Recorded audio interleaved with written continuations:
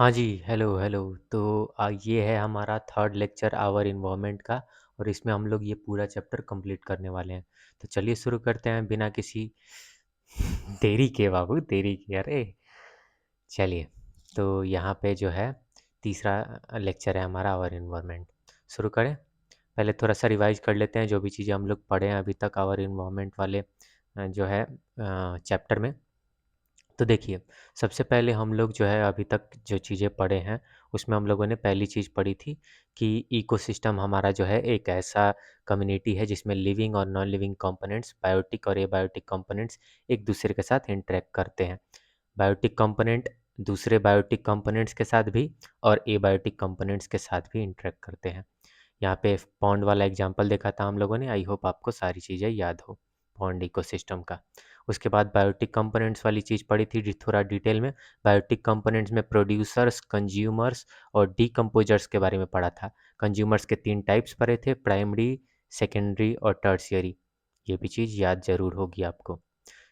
फिर हम लोगों ने एबायोटिक कंपोनेंट्स के बारे में पूरी पढ़ाई की कि भाई एबायोटिक कंपोनेंट्स जो है नॉन लिविंग पार्ट होते हैं किसी भी इकोसिस्टम का। उसमें जो है जितने भी फिजिकल फैक्टर्स हैं वो आते हैं। और फिर ये पूरे जो है कॉन्सेप्ट को हम लोगों ने एक रियल लाइफ एग्जांपल से समझा, जिसमें हम लोग जो है एक्वेरियम का एग्जांपल लिए थे आर्टिफिशियल इकोसिस्टम को समझने के लिए। ठीक है। उसके बाद जो है हम लोगों ने देखा था एक कॉन्सेप्ट फूड चेन और ट्रॉपिक लेवल्स का कॉन्सेप्ट, जिसमें हम लोगों ने बात की थी कि फूड चेन क्या होता है। थोड़ा सा यहाँ से मैं आपको एक बार रिवाइज करा देता हूँ सारी चीज़ें जो है, ताकि एक बार एनसीईआरटी के डायग्राम से आप रिवाइज कर लें तो चीज़ें और ज़्यादा क्लियर हो जाएंगी। तो चलिए देखिए यहाँ पे एनसीईआरटी के डायग्राम में यहाँ पे देखिएगा फूड चेन वाले डायग्राम में शो किया है कि यहाँ पे कुछ पेड़ हैं जिसको हिरन खा रहा है। हिरन पहले पेड़ से एनर्जी ट्रांसफ़र हुई हिरन में, इसीलिए यहाँ पे प्रेम कह रहा हूँ मैं वो पेड़ जो है वो फर्स्ट ट्रॉपिक लेवल हुआ, जो कि अपने प्रोड्यूसर्स होते हैं, आपको पता है, ग्रीन प्लांट्स। फिर जो है अपने कंज्यूमर्स आए, कंज्यूमर्स में प्राइमरी कंज्यूमर हर्बीवोर्स और फिर जो है सेकेंडरी कंज्यूमर्स कार्निवोर्स। ठीक है। सेम वैसे ही यहाँ पे भी कुछ कोई प्लांट है, ग्रासहोफर है, फ्रॉग है, स्नेक है और फिर यहाँ पे वल्चर है। तो देखिए यहाँ पे पहला ट्रॉपिक लेवल, दूसरा ट्रॉपिक लेवल, तीसरा, चौथा और फिर पांचवा। पहला ट्रॉपिक लेवल, दूसरा, तीसरा, चौथा। तो ये है फूड चेन की जो है एग्जाम्पल आपके नेचर में। एक फॉरेस्ट वाला एग्जाम्पल, ग्रासलैंड वाला एग्जाम्पल और पॉन्ड वाला एग्जाम्पल एनसीईआरटी में दिया हुआ है। ठीक है। आई होप ये क्लियर हुआ होगा आप लोगों को। उसके बाद एक दूसरा जो है एनसीईआरटी में आपके लिए दिया हुआ है डायग्राम, वो है हमारा फूड वेब का डायग्राम। तो देखिए फूड वेब का डायग्राम यहाँ पे देखिएगा ध्यान से। मैंने बताया था कि फूड चेन जो है एक इमेजिनरी कॉन्सेप्ट है, फूड वेब जो है एक्चुअल कॉन्सेप्ट है यहाँ पे, जो नेचर में देखने को मिलता है। तो यहाँ पे फिर से जो है कुछ प्लांट्स हैं, कुछ इंसेक्ट्स उसको खाएंगे, फिर इंसेक्ट को मछलियाँ खा रही हैं, मछलियों को बकुला खा रहा है, बकुले को हो सकता है कोई शेर, कोई टॉप कार्निवोर खा जाए। तो ये जो है एक दूसरे से बहुत ज़्यादा कनेक्टेड है। यहाँ पे ध्यान से देखना, कुछ कुछ प्लांट्स को ज़रूरी नहीं है कि सिर्फ जो है दूसरे इंसेक्ट्स ही खाएंगे, हो सकता है कोई रैट खा जाए, हो सकता है कोई जो है इंसेक्टिवरस प्लांट कोई दूसरा भी हो जो खा रहा हो किसी और कीड़े मकोड़े को, या प्लांट्स ही एक दूसरे पर डिपेंडेंट हो, जैसे पैरासिटिक प्लांट्स के बारे में पढ़ा था आपने, सेप्रोफाइटिक प्लांट के बारे में पढ़ा था। तो वो चीज़ें भी हो सकती हैं। तो ये सब जो है एक दूसरे से कनेक्टेड है। देखना यहाँ पे, अब हो सकता है यहाँ पे कोई रैबिट खा रहा हो सकता है जो है कोई इसको चूहा खा रहा हो, चूहे को भी हो सकता है कि भाई कोई सांप खा जाए, उल्लू खा जाए या जो है पीकॉक खा जाए। तो ये कहीं ना कहीं ये सारे फूड चेन एक दूसरे के साथ कनेक्ट हो रहे हैं और इसी इंटरकनेक्टेड फूड चेन के जो है इस जाले को हम लोग फूड वेब बोल रहे हैं। आई होप ये चीज़ें क्लियर होंगी आपको। Food web consisting of many food chain, ये चीज़ थी एनसीईआरटी का ये कॉन्सेप्ट। आई होप ये भी क्लियर हो गया हो।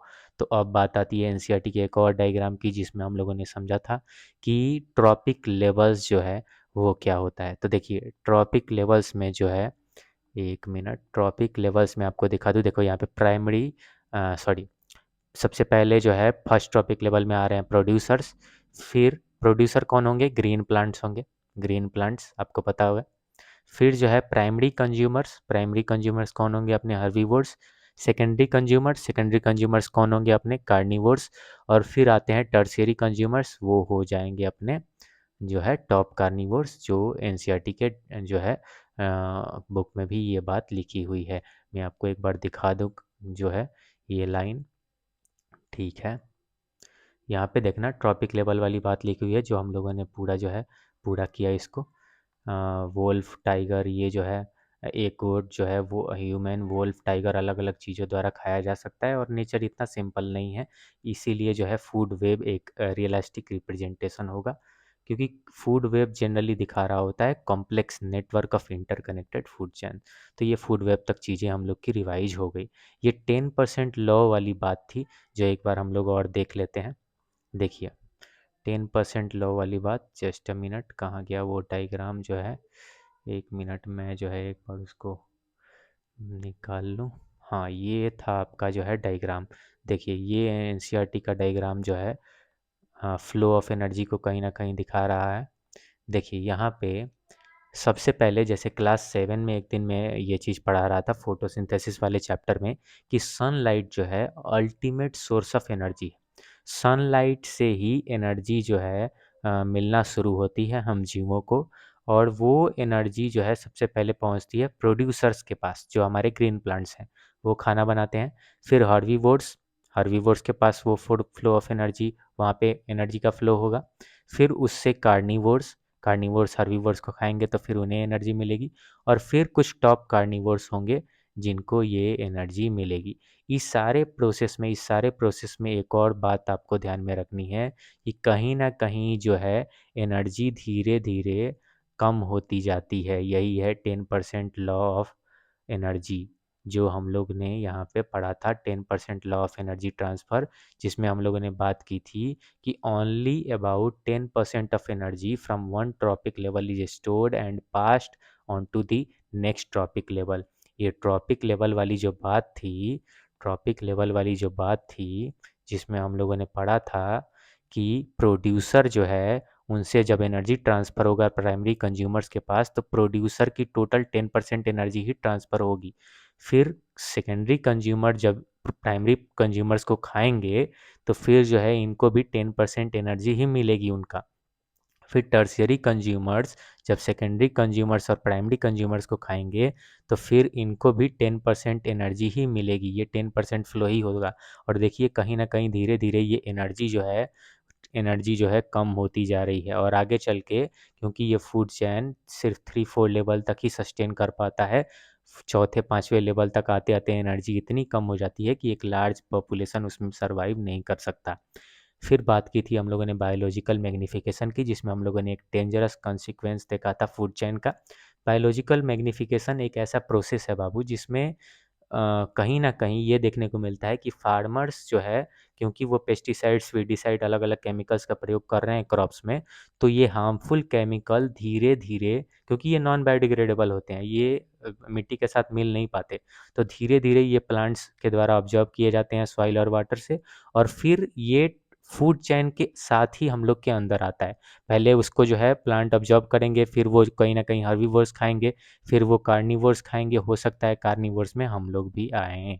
तो यही चीज़ होती है, धीरे धीरे जो है क्या होता है, क्योंकि जो टॉप के जो भी एनिमल्स हैं, जो टॉप कार्निवोर्स हैं, हाईएस्ट ट्रॉपिक लेवल पे रहने वाले एनिमल्स हैं, वो कहीं ना कहीं उनकी बॉडी में मैक्सिमम कंसंट्रेशन हो जाता है इन पॉइजन्स का, इन केमिकल्स का, और ये जो है अलग अलग बीमारियों का कारण बनता है। इसीलिए बार बार न्यूज़ में आप ये चीज़ें देख रहे होते हैं कि पेस्टिसाइड्स और वीडिसाइड जो है वेजिटेबल्स में, फ्रूट्स में ज़्यादातर देखने को मिल रहा है, और ये केमिकल जो है कहीं ना कहीं फार्म से हमारे प्लेट्स में, हमारे खाने की थाली में भी पहुंच रहा है। तो ये बात हो गई थी, इतना हम लोगों ने पढ़ लिया था पहले, बहुत बढ़िया रिवाइज कर लिया हम लोगों ने। अब आज की बात करते हैं हम लोग कि how our activities affect the environment. तो देखिए ह्यूमन जो है एक्चुअली में मोस्ट पावरफुल स्पीसीज है, मतलब ऐसा कर सकते हो ना कि ह्यूमन एक्चुअली में one of the most powerful और कहीं न कहीं सबसे ज़्यादा समझदार भी है। मैं सिर्फ़ मेंटली, फिज़िकली ही नहीं कह रहा हूँ, इंटेलेक्चुअली भी वो बहुत ज़्यादा अवेयर हैं इस बात को लेके कि कौन-सा जानवर जो है मुझे मैं हमारे लिए बेहतर है। मतलब वो कहीं न कहीं सेल्फ़िश नेचर है उनमें। इसकी वजह से कहीं न कहीं वो एनवायरनमेंट को भी प्रभावित कर रहे होते हैं। पहली चीज़ यहाँ पे है कि ओज़ोन लेयर का डिप्लीशन होते हुए देखा जाता है कि ये कहीं न कहीं इसके पीछे भी कारण है ह्यूमन्स की जो है आप कह सकते हैं लापरवाही ऐसा। क्योंकि इंसान जो है जनरली सेल्फ़िश ही होता है, अपने ही बारे में सोच रहा होता है। तो देखिए, क्या है व्हाट इज़ ओज़ोन लेयर? सबसे पहले ये बात एनसीईआरटी की लाइन आपको ध्यान में रखनी होगी कि प्रोटेक्टिव ब्लैंकेट है। जैसे बचपन में मैं जो है बच्चों को पढ़ाता था तो ये बोलता था कि अर्थ के ऊपर ना हवा की एक कवरिंग है एटमॉस्फेयर। और उस एटमॉस्फेयर में जो हवा की कवरिंग है, उस एटमॉस्फेयर में एक इसेंशियल फंक्शन होता है, जहाँ पे एक लेयर होता है गैसेस का। वो चादर है ना जो गैसेस का चादर, उसमें एक चादर है ओज़ोन लेयर, उसका नाम है ओज़ोन लेयर। और वो चादर इतना इम्पोर्टेंट है ना कि उसका मोस्ट इम्पोर्टेंट फंक्शन ही यही है कि वो हार्मफुल अल्ट्रावायलेट रेडिएशन को सन से हम लोग के पास आने से रोकता है। जैसे ये अर्थ हो गया, तो अर्थ पे जो सन से एनर्जी आएगी, 1 मिनट में आपको एक बार दिखा दूँ। अगर ये अर्थ है हम लोग का, तो अर्थ पे जो सन से जो भी अल्ट्रावायलेट रेज आएँगे, यूवी रेज जिनको हम लोग यूवी रेज बोल रहे हैं। अगर जो भी यूवी रेज अल्ट्रावायलेट रेडिएशन हम लोग को देखने को मिलेगा, वो कहीं न कहीं ये ओज़ोन लेयर रोक देगी। चलिए मेरे डायग्राम पे मत जाइएगा, आई होप आपको ये चीज़ समझ में आई हो। तो चलिए, तो ये बात हो गई हमारी ओज़ोन लेयर की, जो आप बचपन में भी कहीं न कहीं एसएसटी वाले टॉपिक में भी पढ़े होंगे। तो ओज़ोन लेयर एक प्रोटेक्टिव ब्लैंकेट है। हमारे अपर एटमॉस्फेयर में ये स्ट्रेटोस्फेयर में ये लेयर देखने को मिलता है और ये ऑब्ज़र्व कर लेता है हार्मफुल अल्ट्रावायलेट रेडिएशन को, सन से जो हार्मफुल अल्ट्रावायलेट रेडिएशन आता है। ये यूवी रेज़ जो एसपीएफ वाले अपने जो क्या कहते हैं उसको, हाँ, सनस्क्रीन, अलग-अलग सनस्क्रीन जो है, हमें इन्हीं यूवी रेज़ से बचाने का काम करते हैं। ये ओज़ोन लेयर जो है क्योंकि ख़राब हो रहा है तो सनस्क्रीन ही लगाना पड़ेगा। एनीवेज़, तो ये प्रॉब्लम क्या है कि इस प्रोटेक्टिव लेयर को कहीं न कहीं इंसान नुकसान पहुँचा के उसको पतला करते जा रहे हैं। मतलब ऐसा समझो ना कि ठंड में तुम एक चादर ओढ़े हो और वो चादर धीरे-धीरे पतली होती जा रही है। दैट मीन्स तुम्हें ठंडी और लगते जाएगी। स्पेशली यही चीज़ देखने को मिलती है अंटार्कटिका के ऊपर, अंटार्कटिका के अराउंड जो एटमॉस्फेयर है वहाँ पे। ये ओज़ोन होल क्रिएट हो रहा है। ओज़ोन होल क्रिएट होने का मतलब कि वो ओज़ोन की जो लेयर थी वो कहीं न कहीं पतली होती जा रही है। दैट मीन्स कि अल्ट्रावायलेट रेज़ जो है वो अर्थ के पास रीच करने लगेंगे। बहुत ज़्यादा अल्ट्रावायलेट रेज़ ऑब्ज़र्व नहीं हो पाएँगे ओज़ोन लेयर के द्वारा। अब यहाँ पे मेन कल्प्रिट कौन है? मतलब इस जो है गुनाह का असली गुनहगार कौन है? वाह, वाह, वाह! तो देखिए, मैन मेड केमिकल जिसको क्लोरोफ्लोरोकार्बन्स बोलते हैं, सीएफसीज़ बोलते हैं, यही हैं असली गुनहगार इसके पीछे। पहले जो ओल्ड रेफ्रिजरेटर होता था, फ्रिज होता था, एसी होता था, एरोजल स्प्रे होते थे, उनमें जो है सीएफसीज़ का यूज़ होता था। और ये सीएफसीज़ जो है धीरे-धीरे स्ट्रेटोस्फेयर के पास पहुँच के ओज़ोन मॉलिक्यूल्स को ब्रेक कर देते थे। ओज़ोन O3 जो है ऑक्सीजन का मॉलिक्यूल है O3 जिसको हम लोग बोलते हैं। आगे केमिस्ट्री में आपको जो है इसका केमिकल स्ट्रक्चर भी पढ़ने को मिलता है। अभी नहीं मिलेगा, डोंट वरी। तो ये ओल्ड रेफ्रिजरेटर्स में, एसी में, एरोजल स्प्रेज में सीएफसीज़ का यूज़ जो है कहीं न कहीं ओज़ोन मॉलिक्यूल्स के ब्रेकडाउन का कारण बन रहा था। और ओज़ोन मॉलिक्यूल्स का ब्रेकडाउन जैसे-जैसे होगा ना बाबू, तो फिर जो है वो ओज़ोन लेयर जो है थिन होती जाएगी। Why is this a concern? ये कंसर्न है ही क्यों? क्योंकि जो ओज़ोन शील्ड है, उसके बिना हम लोग की धरती पर बहुत ज़्यादा यूवी रेडिएशन पहुँचेगा और इस यूवी रेडिएशन से स्किन कैंसर, आई कैटरेक्ट्स या प्लांट्स और मरीन लाइफ का डैमेज देखने को मिलेगा। अगर ये बात आपको पूछनी है ना कि ये यूवी रेडिएशन से क्या होता है, तो फिर ये उन दीदियों से पूछिए अपने जो बिना सनस्क्रीन के बाहर नहीं निकलती। हाँ, ठीक है। तो सनस्क्रीन इसीलिए इम्पोर्टेंट है, वो खैर मैं भी सोच रहा हूँ यूज करने का। तो ये बात हो गई अपने यूवी रेडिएशन की कि यूवी रेडिएशन अगर अर्थ के पास पहुंचा तो फिर वो स्किन कैंसर का कारण बन सकता है। पहले भी मैंने आपको एक दिन बताया था ये। खैर, तो चलिए अब इसका सोल्यूशन देखते हैं। सोल्यूशन ये था कि इंटरनेशनल एग्रीमेंट हुआ, जिसको हम लोग मोनोट्रियल प्रोटोकॉल बोलते हैं। ये साइन हुआ था 1987 में। 1987 में कुछ कंट्रीज जो है इसका एक्चुअल में क्लोरोफ्लोरोकार्बन्स का प्रभाव देखती हैं एटमॉस्फेयर के ऊपर, और फिर जो है वो एक एग्रीमेंट साइन करती हैं जिसको मॉन्ट्रियल प्रोटोकॉल बोल रहे हैं। और ये फिर उसके क्लोरोफ्लोरोकार्बन्स के यूज पे जो है कहीं ना कहीं बैन लग जा रहा होता है कि नहीं भाई अब क्लोरोफ्लोरोकार्बन यूज नहीं होगा। तो इसीलिए जो है कहीं ना कहीं ये वाला इन्वायरमेंटल प्रॉब्लम हम लोग सॉल्व कर पाए। रियल लाइफ एग्जांपल इसका देख लेते हैं। CFC free chlorofluorocarbon free sticker जो है आपको कई बार रेफ्रिजरेटर पे, एसी पे अभी देखने को मिलेगा। बहुत सारी जगहों पे। ये बहुत पुरानी बात है, तो अभी जो है इसके ऊपर बहुत सारी बातें आपको देखने को नहीं मिलती है जनरली। कंपनीज जो है अल्टरनेटिव केमिकल्स यूज करती हैं जो ओजोन लेयर को हार्म नहीं पहुंचाए। ठीक है, तो ये बात हो गई। फिर आता है बात managing the garbage we produce. Our modern lifestyle generates enormous amounts of waste. We must manage it properly. Type of waste. अब देखना, हम लोग जो है कहीं ना कहीं इंसान इतना कचरा फैलाता है धरती पे जिसकी कोई हद नहीं है, तुम्हें भी पता है। अब ये वेस्ट कहीं ना कहीं धरती को और ज़्यादा प्रभावित कर रहा होता है। अब आने वाले जीवों की, मतलब तुम ऐसा समझ सकते हो, आने वाले जीवों के लिए, आने वाले जनरेशन्स के लिए धरती जो है धीरे धीरे बचती ही नहीं। मतलब मिट्टी, पानी, हवा, वो साफ बचेगा ही नहीं तो वो जिंदा कैसे रह पाएंगे, उनका लाइफ सस्टेन कैसे, वो अपनी लाइफ सस्टेन कैसे कर पाएंगे। तो इसलिए ये वेस्ट मैनेजमेंट को पढ़ना भी उतना ही इम्पोर्टेंट बन जाता है हम लोग के लिए। सबसे पहले वेस्ट के टाइप्स के बारे में पढ़ते हैं हम लोग।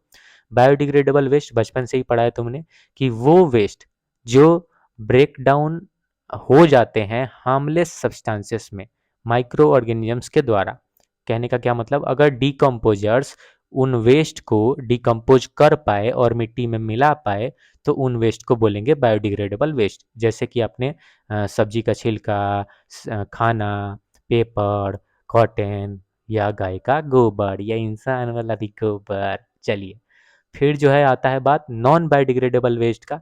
नॉन बायोडिग्रेडेबल वेस्ट में बात होती है कि कहीं ना कहीं वो माइक्रो ऑर्गेनिजम्स, वो डिकम्पोजर्स उस वेस्ट को अगर ब्रेक नहीं कर पाए तो फिर वो वेस्ट बन जाता है नॉन बायोडिग्रेडेबल। और ये वेस्ट इन्वायरमेंट में ही रह जाता है हजारों करोड़ों सालों के लिए। मैंने एक चीज़ पढ़ी थी कहीं पे कि एक नॉर्मल से प्लास्टिक के कप को जो है वो मिट्टी बनने में 500 मिलियन साल से भी ज़्यादा जो है समय लगता है।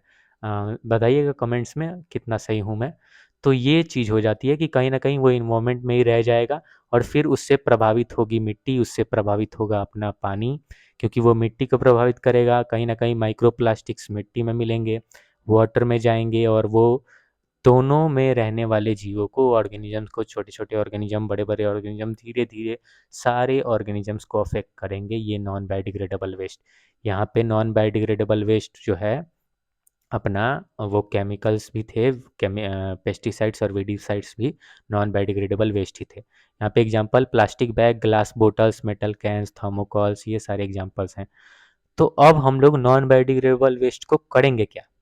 तो देखिए, इसका जो है क्या जो है हम लोग क्या कर रहे होते हैं नॉन बायोडिग्रेडेबल वेस्ट के साथ, कि बहुत सारा गार्बेज जो है लैंड और वाटर को, सॉरी फॉर द साउंड, बहुत सारा गार्बेज जो है हम लोग कहीं ना कहीं लैंड और वाटर पे इकट्ठा कर देते हैं। जनरली आप ने देखा होगा दिल्ली के अराउंड जो है एक गाजियाबाद, नोएडा करके जगह है, वहाँ पे पहाड़ है, एक बहुत बड़ा कचड़े का पहाड़ ही है। तो ये फिर मिट हम लोग के लिए बहुत सारी बीमारियां भी फैलाएगी। कितने सारे जानवर भी इस कचड़े को खा के जो है उनकी डेथ हो जाती है। जैसे कि कितनी बार आपने देखा होगा, मैं बच्चों को बोलता भी हूँ कि गाय को कुछ भी दीजिए या कहीं पे कूड़ा भी कुछ भी फेंकिए तो कूड़े में से प्लास्टिक को अलग करके फेंकिए, कि ताकि जो जीव हैं, जो बायोडिग्रेडेबल चीज़ें खाने आ रहे हैं, मान लीजिए कुछ खाना खाने आ रहा है वो, और फिर वो जो है कोई प्लास्टिक इनगल्फ कर गया, that will eventually lead to her death.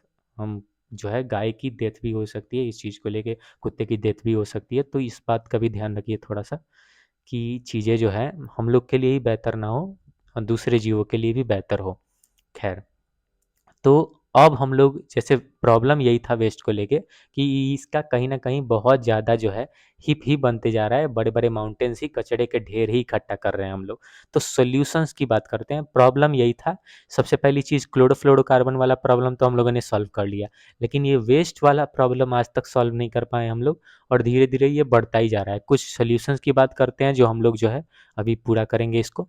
तो देखिए, सेग्रीगेशन सबसे पहला जो है वेस्ट डिस्पोजल, वेस्ट मैनेजमेंट का सॉल्यूशन की बात की जाती है जब भी, तो बोला जाता है सेग्रीगेशन को। सेग्रीगेशन का मतलब क्या? सेग्रीगेशन का मतलब है कि सबसे पहले तो हमें जो बायोडिग्रेडेबल वेस्ट है, जो नॉन बायोडिग्रेडेबल वेस्ट है, उसको अलग करना होगा। कैसे सर? तो देखिए यहाँ पे, देखिएगा,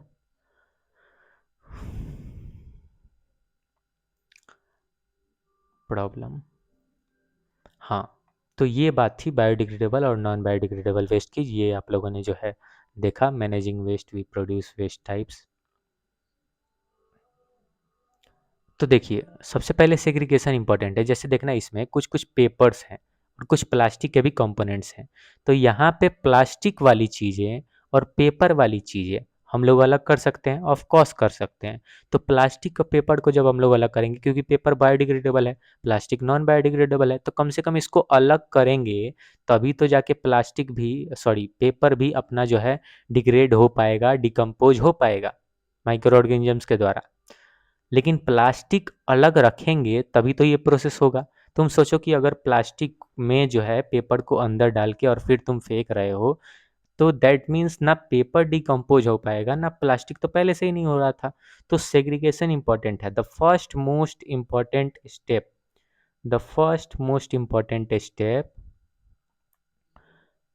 of waste disposal is to separate wet biodegradable waste from dry non biodegradable waste at home. घर पे ही जो है इसको अलग करके ही रखिए, अलग करके ही फेंकिए।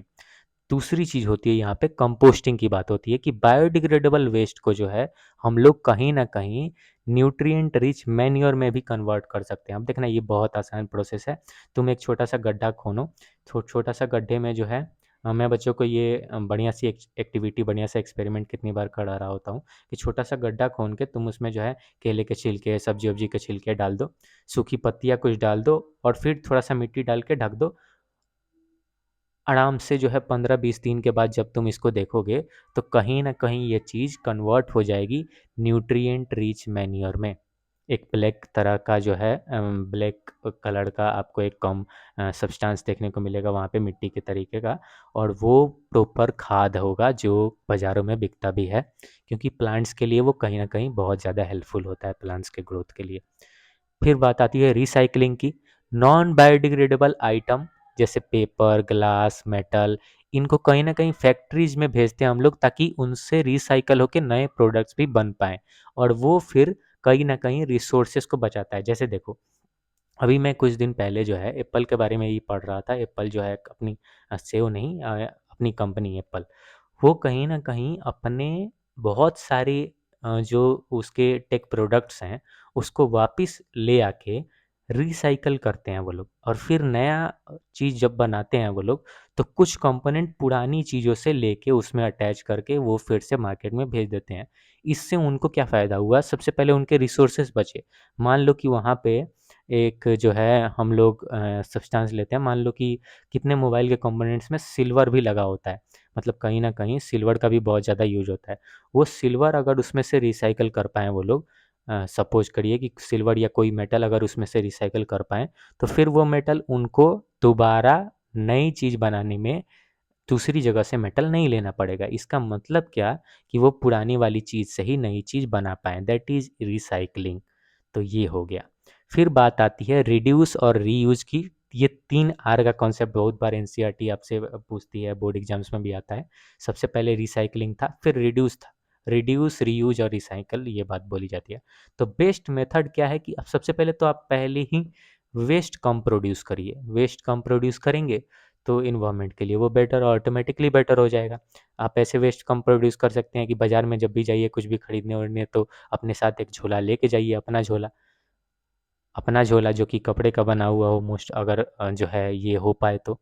और फिर जो है आप यूज कर सकते हैं ग्लास जार्स का स्टोरेज के लिए। जैसे क्या, इसका मतलब क्या कि अगर आप प्लास्टिक का प्रयोग करते हैं तो धीरे धीरे वो चीज़ें खराब ही हो जाती हैं। अगर आप ग्लास का प्रयोग करेंगे तो जब तक वो टूटता नहीं है तब तक बहुत ज़्यादा समय तक आप उसका बार बार उपयोग कर सकते हैं। कई बार देखा होगा आपने कि प्लास्टिक के जो है जार्स में अगर कोई चीज़ रखी हुई है तो वो वैसा ही सुगंध देने लगता है, फिर दूसरी चीज़ उसमें नहीं रखी जा सकती है, जबकि ग्लास के साथ ऐसा नहीं होता। तो ये 3 आर था हमारा, जो वेस्ट मैनेजमेंट के लिए बहुत इम्पोर्टेंट है। कौन कौन सी चीज़ें, रियल लाइफ एग्जांपल से एक बार समझ लेते हैं हम लोग। ग्रीन डस्टबिन जब भी आपको म्यूनसिपैलिटीज़ में दिखे, अलग अलग सिटीज़ में दिखे, तो इसका मतलब समझ जाइए कि वो कहीं ना कहीं सेग्रीगेशन के लिए ही रखा हुआ है, वेस्ट सेग्रीगेशन के लिए। जैसे क्या, green is for wet biodegradable waste. Green जो है डस्टबिन वो यूज होता है बायोडिग्रेडेबल वेस्ट को रखने के लिए, जैसे कि अपना किचन में जो भी कचरा किचन में आता है, जो फल सब्जी के छिलके। फिर ब्लू डस्टबिन आपने देखा होगा, वो ड्राई रिसाइक्लेबल वेस्ट के लिए होता है, जैसे कि प्लास्टिक बोटल्स और पेपर। स्टेशंस पे देखा होगा ये तुमने, ग्रीन डस्टबिन और ब्लू डस्टबिन। और ये जो है using them correctly is small, but अगर तुम इसका यूज करने लगे ना तो ये बहुत बड़ा मेजर जो है प्रभाव डालेगा हमारे वेस्ट सेग्रीगेशन पे, वेस्ट मैनेजमेंट के सिस्टम पे पूरा। क्योंकि सबसे बड़ी दिक्कत यही होती है कि इंसानों को बैठ के अलग अलग करना पड़ता है ये कचरा, रिसाइकिल करने के लिए, रीयूज करने के लिए। तो अगर पहले ही से ही अलग अलग हो, पहले से ही सेग्रीगेटेड हो, तो ये चीज़ें बहुत आसान हो जाएंगी हम लोगों के लिए। तो ये हुआ अपना पूरा चैप्टर, वेस्ट मैनेजमेंट और वेस्ट डिस्पोजल वाला पार्ट भी हम लोगों ने कंप्लीट कर लिया। तो देखिए इकोसिस्टम अपना पूरा चैप्टर जो है हम लोगों ने कंप्लीट कर लिया। आवर इन्वायरमेंट वाला चैप्टर, तीनों चीज़ें हो गई। एनसीईआरटी के सारे डायग्राम्स भी हम लोगों ने देख लिए। एनसीईआरटी के सारे डायग्राम्स भी हम लोगों ने देख लिए। ये वाला डायग्राम अपना फ्लो ऑफ एनर्जी का, ये वाला डायग्राम था अपना ट्रॉपिक लेवल्स का, और फिर और दो डायग्राम्स थे वो आप लोगों ने देखा ही, फूड चैन, फूड वेब वाला। तो चलिए यहाँ तक हम लोग का पूरा चैप्टर जो है ख़त्म होता है। और थैंक्स अलॉट ये वीडियो में पूरा बने रहने के लिए। पूरा चैप्टर कंप्लीट हो चुका है। अब आप क्या कर सकते हैं कि आप जो है इस पूरे चैप्टर को फिनिश करिए। नोट्स जो है डिस्क्रिप्शन में है, पिन कमेंट में भी पिन कर दिया है मैंने, तो एक बार चेक कर लीजिएगा, वहाँ पे नोट्स डाउनलोड करिए, नोट्स लिखिए। और माइंड मैप खुद से बनाने की कोशिश करना। छोटा सा चैप्टर था, इतना तो समझ गए होगे, ठीक है। तो इसके क्वेश्चन आंसर कर लो और सॉल्व कर लो। चैप्टर बहुत आसान है, बहुत कम टाइम देना है इसमें कि इसके ऊपर। और फिर जो है इसको वीडियो को 2x पर करके भी देख सकते थे, ठीक है। बहुत सारी चीज़ें समझ में पहले से ही आती है तुमको, और वही चीज़ हम लोग रिपीट कर रहे थे। ये सारा चैप्टर जो है, ऐसे ऐसे चैप्टर एग्ज़ाम के लिए हो सकता है कि थोड़े कम इम्पोर्टेंट हो, पर ज़िंदगी के लिए बहुत इम्पोर्टेंट है बाबू, ठीक है। तो ये बात ज़रूर ध्यान रखना। नेक्स्ट चैप्टर होगा हम लोग का कार्बन एंड इट्स कंपाउंड, तो उसके लिए तैयार रहना। और रुचि, तुम ज़रूर तैयार रहना, ठीक है।